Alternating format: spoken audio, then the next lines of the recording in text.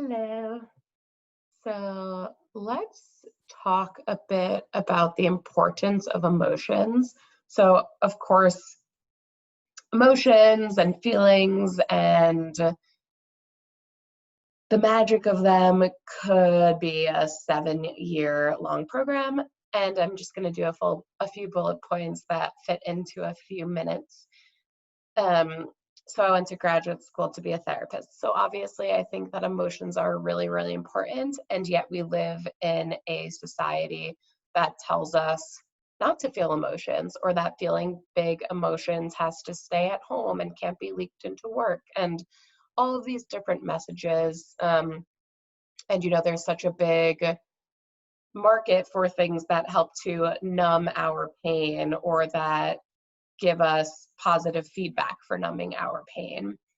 Um, so what exactly are emotions? And before that, I mentioned that we're rewarded for numbing our pain because we live in a society that's really scared of big emotions, and that it doesn't have the capacity to feel them. And being connected with emotions is more of a feminine yin thing, and we live in a very capitalistic masculine society. And here I'm not talking about feminine and masculine as like females and males. It's the type of energy that exists in all of us. Anyway, so emotions exist to teach us about our current needs and inner experience, and help us to meet our goals. Something of note is that we can't numb one emotion without numbing them all.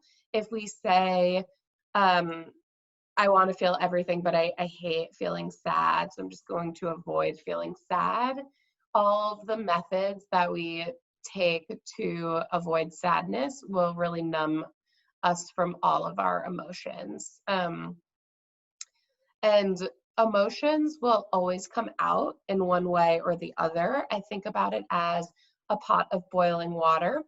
You can put a lid on it. However, it's going to end up boiling over the lid and kind of making a mess all over the stovetop. So it's maybe best to recognize and get cozy with the emotions as they're bubbling up, instead of waiting until they've bubbled over and exploded.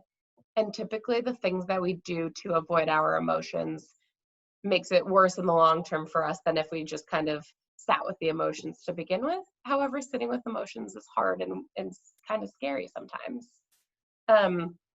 If we felt joyful all the time, we would have nothing to compare it to, and it wouldn't feel as good. So if our constant state of being is happy, then that would just be the norm. It's similar to, if you live in a really sunny, warm area all the time, it doesn't feel as exciting. And like us who live in the Northeast, when it's summertime, we're like, wow, this is the best, because we went through 3 months or like 7 months of winter very recently.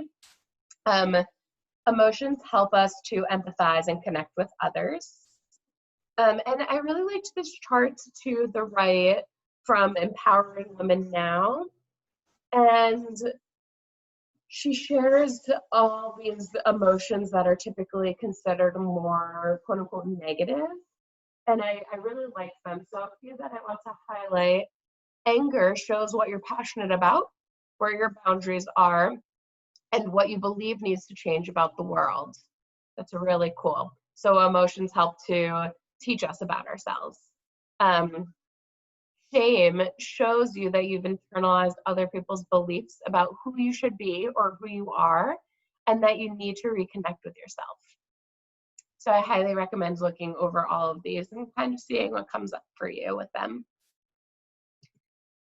And then, oh, I forgot to take out that title. Sorry about that.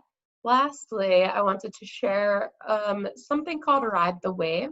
So as an emotion gets increasingly more present and real and heavy for us, it comes up in this peak, and it always comes crashing down. So as long as we allow ourselves to feel the emotion, it will pass.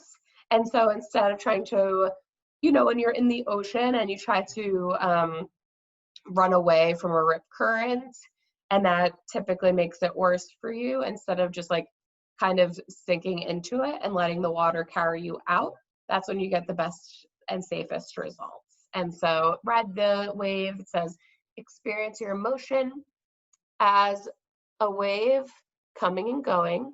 Don't try to get rid of the emotion. Don't push it away. Try not to block or suppress the emotion.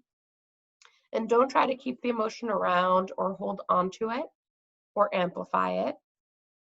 So, on the opposite side, when we're feeling really positive emotions, there's this tendency to be like, oh no, this is going to leave eventually. Like, please don't leave. And then we're so focused on the emotion leaving that we forget to just be like, wow, it feels really good to feel this happy or content or whatever it is. And recognizing that emotions are always going to be happening in waves in our life is quite important.